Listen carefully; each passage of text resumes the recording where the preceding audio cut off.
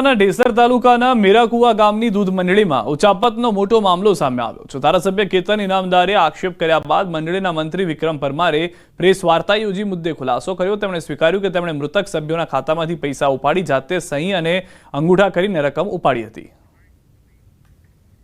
મેરાકુવા દૂધ મંડળીમાં 9 વર્ષથી હું ફરજ બજાવતો હતો। માન્ય કેતનભાઈ ધારાસભ્ય દ્વારા મારા પર આક્ષેપો મૂકવામાં આવેલા કૌભાંડ કર્યા બાબતમાં જે મંડળીમાં મેં કોઈ જાતનું કૌભાંડ કરેલ નથી। જે બરોડા ડેરીમાં ને વહીવટી માળખામાં દર વર્ષે જે ઓડિટ થતા હોય દર વર્ષના મારા ઓડિટ હિસાબો ક્લિયર છે, જેમાં મારે કોઈ ઉચ્ચાપત કે કોઈ કૌભાંડ મારા ઓડિટની અંદર કોઈ બતાવેલ નથી। સભા બેઠકની પેટા ચૂંટણીને લઈને રાજકીય પક્ષો પ્રચાર પ્રસારમાં જોતરાઈ ગયા છે, ત્યારે મતદારો સુધી પહોંચવા માટે આપે વિનંતી પત્ર તૈયાર કર્યું છે।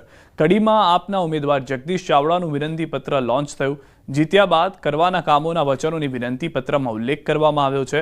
રોડ રસ્તા, સરકારી શાળાઓ, આરોગ્ય અને શિક્ષણ જેવા મુદ્દાઓનો પત્રમાં સમાવેશ કરવામાં આવ્યો છે। પાર્ટીના તમામ કાર્યકર્તાઓ ઘરે ઘરે જઈને આ વિનંતી પત્ર પહોંચાડશે।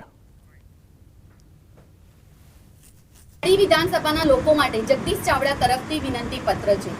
आम आदमी पार्टी कड़ी विधानसभा 24 में घरे घरे जैसे लोगों ने जगदीश चावड़ा जी शू विचार है। आम आदमी पार्टी जे रोड रस्ता, सरकारी शालाओ, आरोग्य, शिक्षण वगैरह जो बेसिक मुद्दाओं है एना उपर काम करशे। जगदीश चावड़ा जीए अमुक मुद्दाओं लख्या है कि ते कड़ीना ज रहेवासी छे, तेमनुं भणतर साथे साथे तेमने केटला वर्ग माटे कार्य कर्या छे, कया आंदोलनो कर्या छे अने जो ते जीतशे तो कया मुद्दाओं पर कड़ीनी जनता माटे कार्य करशे ते विनंती पत्र छे। जिला शिक्षण अधिकारी कचेरी खाते NSUI द्वारा उग्र विरोध करवामां आव्यो। छेल्ला 3 महीनाथी FRC चेरमेननी निमणूक न थता रजूआत करी FRC चेरमेननी तात्कालिक निमणूक करवानी मांग करी। NSUI नो आक्षेप छे के सौराष्ट्रनी 5000 मांथी 400 जेटली शाळामां फी नक्की करवानुं काम जे छे ते अटक्युं छे, जेना कारणे शाळाओ द्वारा बेफाम फी વધારો કરવામાં આવશે। ત્યારે NSUI એ વાલીઓને લૂંટવાનું બંધ કરો જેવા સૂત્રો સાથે ઉગ્ર વિરોધ નોંધાવ્યો હતો।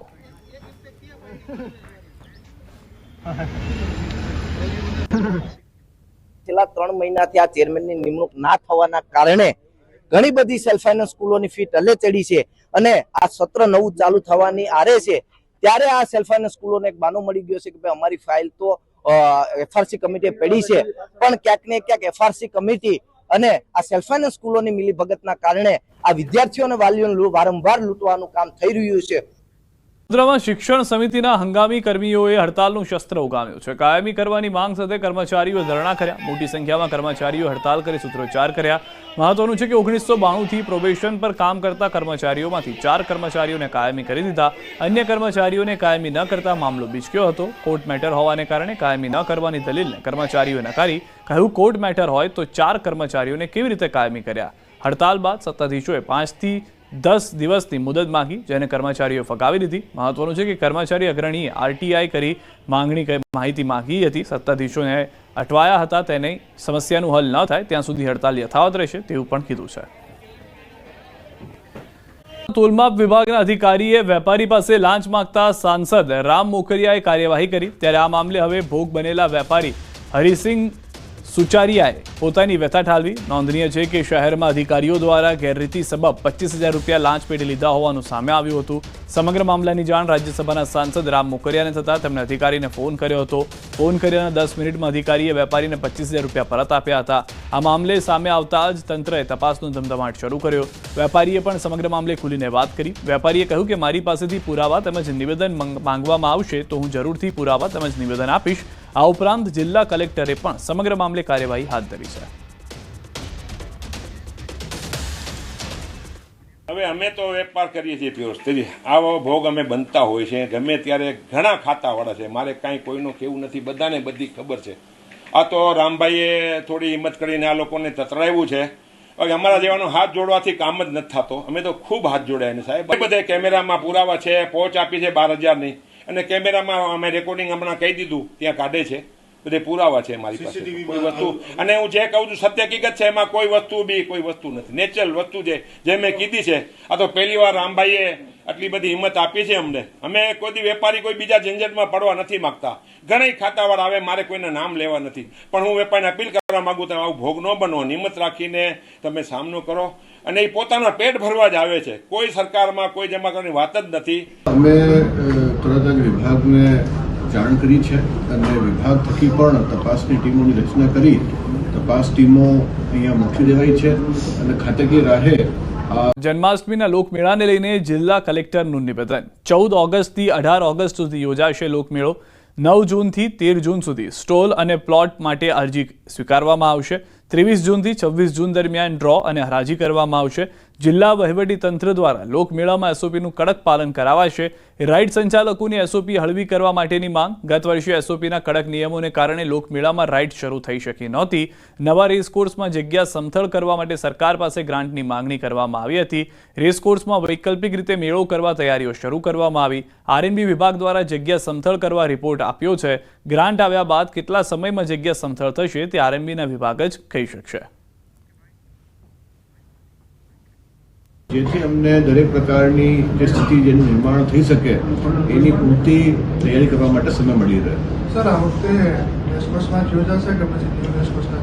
અમારી જે નેમ છે એ ન્યૂ રેસકોર્સમાં યોજવા માટેની છે, પરંતુ અમારે સમાંતર તૈયારી જૂની જગ્યામાં પણ કરવી પડે એમ છે, કારણ કે ત્યાં હજી ગ્રાઉન્ડ લેવલ કરવાનું છે. એ દિશામાં પણ પ્રયાસ ચાલુ છે. પરંતુ મેળો તો યોજવાનું છે નક્કી છે, પરંતુ માત્ર આપણે એના નવા પ્લાનના ભરોસે રહીએ તો એ પણ યોગ્ય નથી. તો રાજકોટમાં જન્માષ્ટમીના લોકમેળાને લઈને વિવાદ સર્જાયેલો છે. રાઇડ સંચાલકોએ એસઓપીનો કર્યો છે વિરોધ. જિલ્લા વહીવટીતંત્ર એસઓપીનું કડક પાલન કરાવશે તો ફોર્મ જ નહીં ઉપાડવામાં આવે. એસઓપીમાં ફાઉન્ડેશન ભરી રાઇડ્સ ફિટ કરવાનું નિયમનું પાલન કરવું અશક્ય. ગુજરાત એમ્યુઝમેન્ટ એસોસિએશન દ્વારા મુખ્યમંત્રી ભૂપેન્દ્ર પટેલને લખ્યો પત્ર. હંગામી મેળામાં એસઓપીનું પાલન શક્ય નથી. રાજ્ય સરકાર એસઓપીના નિયમોમાં ફેરફાર કરે તેવી રજૂઆત. રાજકોટમાં આ વખતે મંજૂરી ન આપે તો અમે પ્રાઇવેટ મેળા તો કરવાના નથી, તો નહીં કરી. પણ જે રેસકોર્સમાં પરંપરા મુજબ મેળો થાય છે તો રાઇડ વગરનો મેળો કોઈ સ્ટોલ નહીં રાખે તો અમે આ મેળા રાઇડ નહીં આપે તો અમે આ બહિષ્કાર કરશું. તો અમે મેળો નહીં કરી તો આનું પાલન અશક્ય છે. આમ જો તો મેઇન લાયસન્સ બ્રાન્ચથી જ ચાલુ છે. લાયસન્સ બ્રાન્ચના અધિકારી છે એ જ પોલીસ ડિપાર્ટમેન્ટના, એ જ કોઈ જવાબદારી લેવા માગતા જ નથી. આરએનબી વાળા જવાબદારી લેવા માગતા નથી કે યાંત્રિક વિભાગ વાળા કોઈ જવાબદારી લેવા માગતા નથી. શું વિનંતી કરશો કલેક્ટરને સરકાર? સરકારને કલેક્ટર સાહેબને વિનંતી કરું કે એસઓપીના નિયમ હળવા કરે, જેથી કરીને આજે જે પરપ્રાંતિયો અમારે ત્યાં આવતા હોય, અમારે તો અમારું ઘર તો ચાલતું હોય, પણ અમારા હિસાબે આજ હજારો માણસોના ઘર ચાલે છે. 7 વધુ દર્દીઓ કોરોના પોઝિટિવ થયા છે. પાલના તબીબ કોરોના પોઝિટિવ થયા છે. મુંબઈથી પરત આવેલા વૃદ્ધ સહિત 7ને કોરોના. 2 દર્દી હોસ્પિટલમાં સારવાર હેઠળ, 5 હોમ આઇસોલેશનમાં. સુરત શહેરમાં અત્યાર સુધીમાં 35ના કોરોના ટેસ્ટ પોઝિટિવ આવ્યા. સુરત શહેરમાં કોરોનાના કેસમાં પણ વધારો થઈ રહ્યો છે. વધુ 7 દર્દીઓનો કોવિડ-19નો રિપોર્ટ પોઝિટિવ આવ્યો, જેમાં પાલમાં રહેતા 48 વર્ષીય તબીબનો કોરોના રિપોર્ટ પોઝિટિવ આવ્યો. તેઓ હાલ હોમ આઇસોલેશનમાં સારવાર હેઠળ છે. વેસુની 44 વર્ષીય ગૃહિણીઓનો રિપોર્ટ પણ પોઝિટિવ આવ્યો છે. હાલ જે એક્ટિવ કેસીસ છે એમાં ટોટલ 21 જેટલા એક્ટિવ કેસીસ છે. એમાં 16 અત્યારે હોમ આઇસોલેશનમાં છે અને 5ને ઓબ્ઝર્વેશનમાં હોસ્પિટલ ખાતે રાખવામાં આવેલા છે. ખાસ કરીને જો જોઈએ તો આ જે મોટાભાગના કેસીસમાં માઇલ્ડ સિમ્ટમ્સ હોય છે, પરંતુ ખાસ કરીને જે વૃદ્ધો છે, સગર્ભા છે અને બાળકોએ ખાસ કાળજી રાખવાની જરૂર છે આ કિસ્સામાં. અમદાવાદમાં કોરોનાએ પકડી છે રફતાર. 24 કલાકમાં અમદાવાદમાં 70 નવા કેસ. છેલ્લા 24 કલાકમાં કોરોનાથી એક પણ મોત નહીં. શહેરમાં એક્ટિવ કેસની સંખ્યા 320 થઈ ગઈ છે. ઉત્તર પશ્ચિમ ઝોનમાં 94 અને દક્ષિણ પશ્ચિમ ઝોનમાં 55 કેસ નોંધાયા છે. દક્ષિણ ઝોનમાં કોરોનાના 26 કેસ નોંધાયા. મધ્ય ઝોનમાં કોરોનાના 6 કેસ નોંધાયા.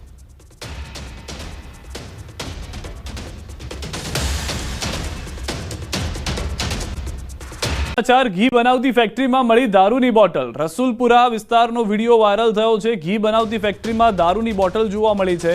મહિલાઓ રોષ ઠાલવતી જોવા મળી છે. સોશિયલ મીડિયામાં વિડીયો થયો વાયરલ. પોલીસે વાયરલ વિડીયોને લઈને શરૂ કરી છે તપાસ. તો હાલમાં જે જાણકારી છે તે પ્રમાણે આ ઘી બનાવવાની ફેક્ટરી હતી, જેથી દારૂની બોટલો મળી આવી છે. હવે દારૂની બોટલો ઘી બનાવવાની ફેક્ટરીમાં શું કરતી હતી તેને લઈને સવાલો ઊભા થયા છે। ત્યારે આરોપ એવા લગાવવામાં આવી રહ્યા છે કે પોલીસ જે છે તે ભીનું સંકેલવાના પ્રયાસમાં જોવા મળી રહી છે। સ્થાનિકોનું કહેવું છે આ તમામ વાત કે ઘીની ફેક્ટરીમાંથી દારૂની બોટલો મળે છે, પોલીસ ફરિયાદ થાય છે, રસુલપુરા વિસ્તારની આ ઘટના છે, વિડીયો તેના મળે છે, ફેક્ટરીની અંદર ગોરખ ધંધા ચાલે છે, પરંતુ પોલીસની જે રીતની કાર્યવાહી છે, પોલીસનો જે રીતનો અભિગમ છે, જાણે ભીનું સંકેલવાના પ્રયાસમાં હોય તે રીતે જોવા મળી રહ્યું છે। મહિલા પોતે પોલીસ કર્મી જોડે દોડતી ત્યાં જોવા પણ મળી છે। વિડીયોની અંદર સમગ્ર ઘટના જે છે તે કેદ થતી નજરે પડી રહી છે। ઘી બનાવવાની આ ફેક્ટરીમાં દારૂની પોટલીઓ શું કરતી હતી એ મોટો સવાલ છે।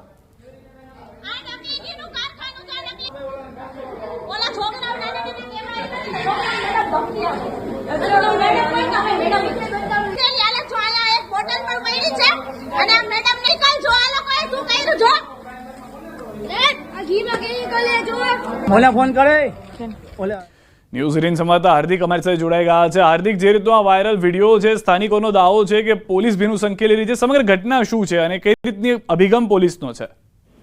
જી સિદ્ધાર્થ, ગઈકાલે રાત્રે રાજકોટ શહેરના રસુલપુર વિસ્તારમાં જે નકલી ઘી બનાવતા હોવાના આક્ષેપ સાથે સ્થાનિકોએ દરોડા પાડ્યા હતા। મોડી રાત્રે આ જે જગ્યા છે રસુલપુરા વિસ્તાર, ત્યાં દરોડા પાડતા જે છે એ જગ્યાએથી એક દારૂની બોટલ પણ મળી આવી હતી અને મહિલાઓ છે તે આક્રોશે ભરાઈ હતી।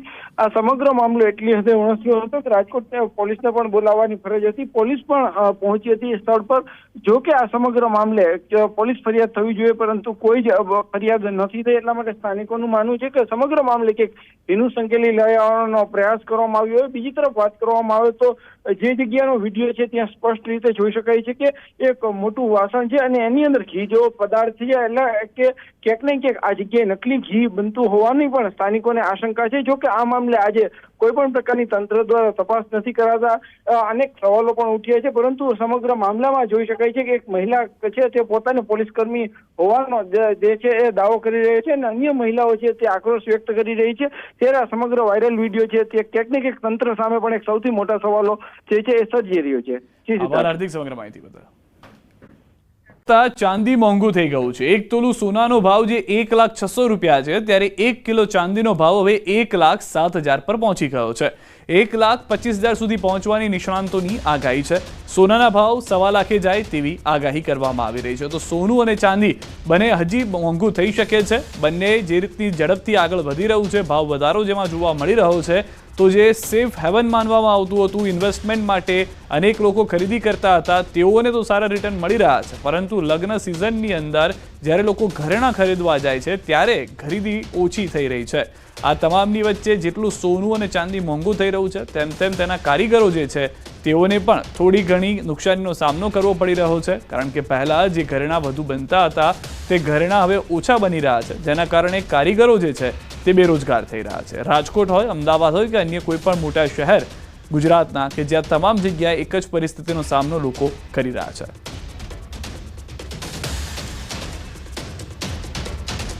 હવે જ્યારે સોના કરતાં ચાંદી 1 કિલોનો ભાવ જે છે તે વધારે જોવા મળી રહ્યો છે, કારણ કે 1 તોલા સોનાનો ભાવ 1,06,000 રૂપિયા હાલમાં જોવા મળ્યો છે, જ્યારે 1 કિલો ચાંદીનો ભાવ જે છે તે 1,07,000 પર પહોંચી ગયો છે।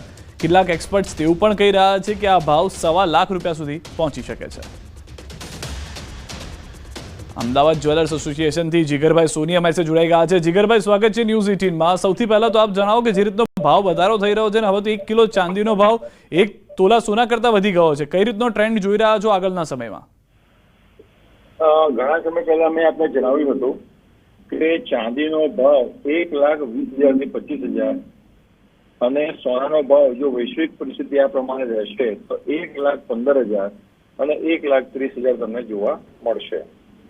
અને પોટેન્શિયલિટીમાં ઇન્ડસ્ટ્રીયલ યુઝ અત્યારે ચાંદીનો ઓછો છે। જો ચાઇના દ્વારા પ્રોડક્શનમાં લેવામાં આવે તો ચાંદીનો ભાવ આવનારા સમયમાં 1.5 લાખથી 1,75,000 સુધી જઈ શકે છે। અને આગળના જે સમયમાં આ જે ડિમાન્ડ જે રીતે આપ જોઈ રહ્યા છો એની સામે જે ઘરેણાઓ બની રહ્યા છે તે પણ ઓછા થઈ ગયા છે તેવી વાત છે, જેના કારણે થોડા કારીગરોને પણ નુકસાન થઈ રહ્યું છે। તમારી વાત સાચી છે। જે આપણે 22 કેરેટનો ટ્રેન્ડ અહીંયા ચાલતો હતો એ ધીમે ધીમે અત્યારે 14 કેરેટ અને 18 કેરેટના દાગીના ઉપર કન્વર્ટ થવા પામેલું છે। એટલે આવનારા સમયમાં જે ગ્રાહકી આપણને જોવા મળતી હતી 22 કેરેટની અંદર એ ગ્રાહકી 14 અને 18 કેરેટમાં જોવા મળશે, પરંતુ ક્યાંય સોનાનો ક્રેઝ ઓછો થશે મારું એવું માનવામાં આવતું નથી। હું એવું માનું છું કે દિન પ્રતિદિન જે રીતે ભાવ વધી રહ્યા છે અને લોકોની ખરીદ શક્તિ પણ ધીમે ધીમે વધી રહી છે, આવક પણ વધી રહી છે માથાદીઠ દેશની આપણી, એવા સંજોગોમાં સોનું 1,30,000 સુધી જાય તો પણ લોકો ખરીદીમાં કોઈ જ વાંધો એમને આવશે નહીં, મારું માનવું છે. આભાર જીગરભાઈ, મારી સાથે વાત કરવા બદલ, જાણકારી આપવા બદલ. તો જીગર સોની કે જેઓએ કહ્યું છે કે આવનાર સમયમાં સોનું જે છે તે 1,25,000 1,30,000 સુધી જઈ શકે છે, જ્યારે ચાંદીનો કિલોનો ભાવ 1.5 લાખ રૂપિયા સુધી પણ જોવા મળી શકે છે.